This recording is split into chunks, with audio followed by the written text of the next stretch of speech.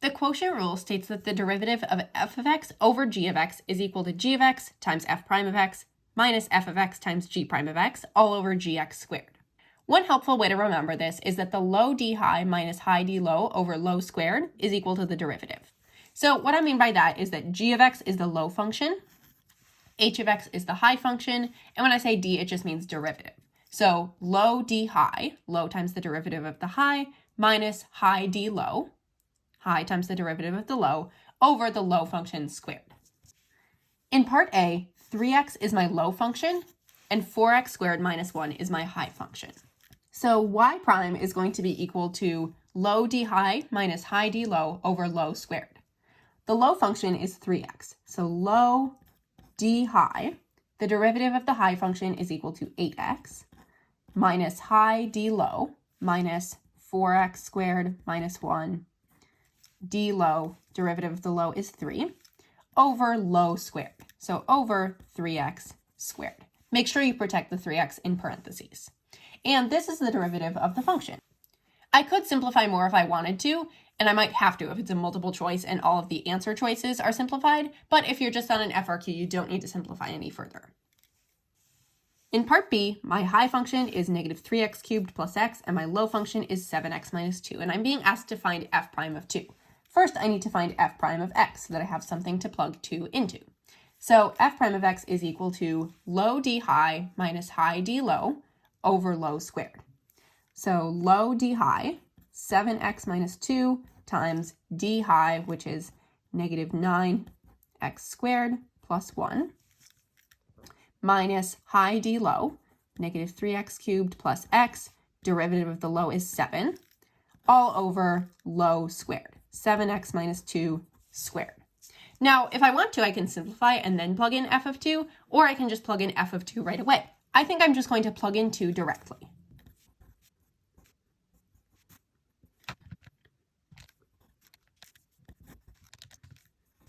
And I get that it is approximately negative 1.847. F prime of 2 is negative 1.847. And I rounded to 3 decimal places like you do on the AP exam. In part C, I could use the quotient rule, but because there's just one number in the denominator, I think it's actually going to be easier to make this 1/4 times 6x squared minus 3, and then just use my other rules to simplify. If there's an easier way, you should by all means do that. Now I'm just going to simplify using the power rule. And the derivative of negative 3/4 is 0, because that's a constant. So g prime of x is equal to 3x. In part D, my high function is cosine x, and my low function is square root of x. So I start off by saying f prime of x is equal to low d high, low is rad x, derivative of the high is negative sine x, low d high minus high d low, high is cosine x, and then the derivative of the low function, I'm actually going to come over here and do a little bit of additional work, rad x is equal to x to the power of 1/2. The derivative of x to the power of 1/2 is 1/2 x to the power of negative 1/2, or 1 over 2 rad x. So that's my derivative of the low function. So when I have low d high minus high d low, derivative of the low is equal to 1 over 2 rad x. And that's all over low squared. So rad x squared. But it's also okay to leave it like this on the AP exam because it's not testing your skills about simplifying, it just wants to see if you can do the calculus. To find g prime of x in part E, I'm going to do low d high first. So low is sine x, low, derivative of the high. The derivative of e to the x is e to the x. So it's e to the x. And then the derivative of 5 is 0. So it's just e to the x. Low d high minus high d low minus e to the x plus 5 over, and then the derivative of the low, derivative of sine x is cosine x, all over the low squared. So all over sine x squared. And that's my derivative function.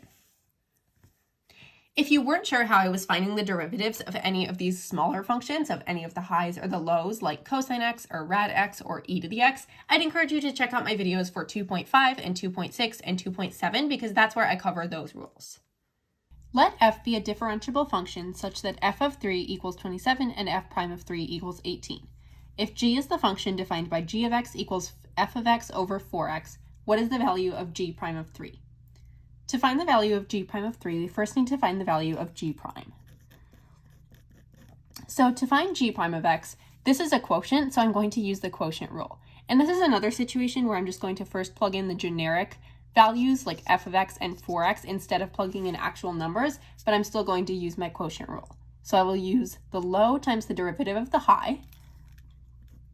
So 4x times f prime of x minus the high f of x times the derivative of the low. The derivative of 4x is 4. All over the low function squared. So now when I go to plug in g prime of 3, I'm going to plug in 3 everywhere that I have an x here.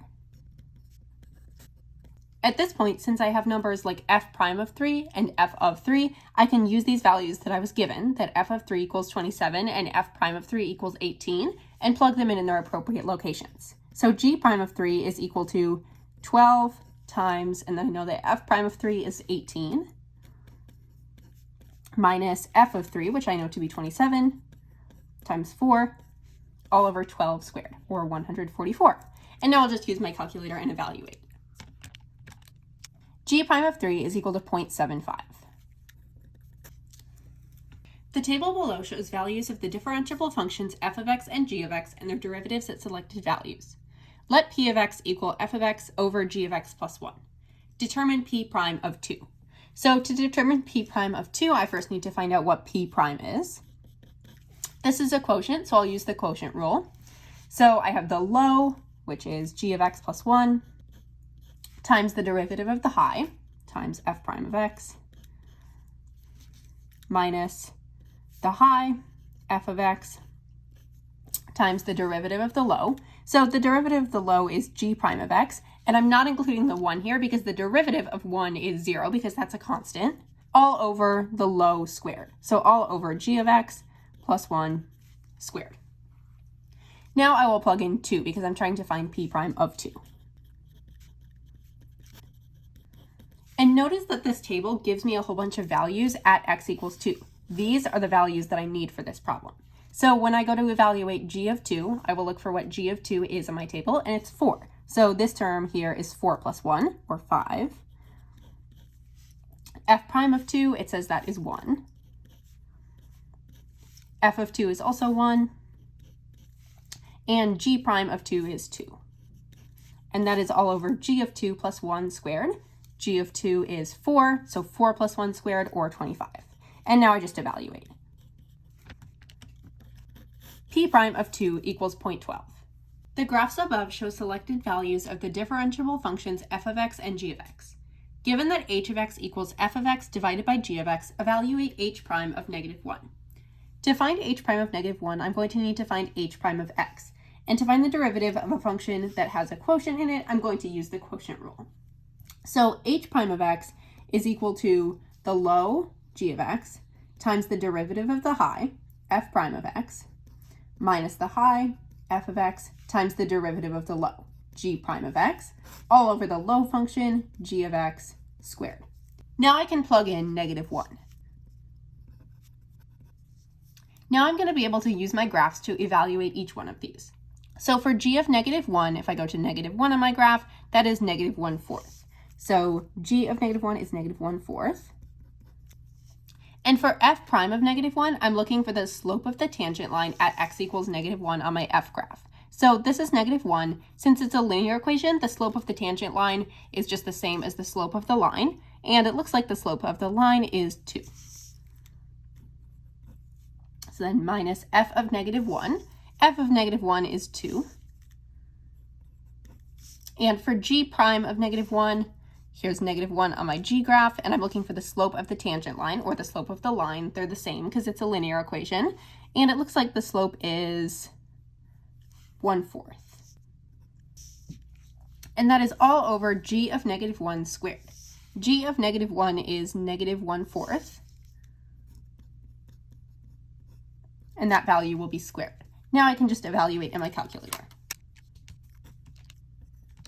H prime of -1 is equal to -16.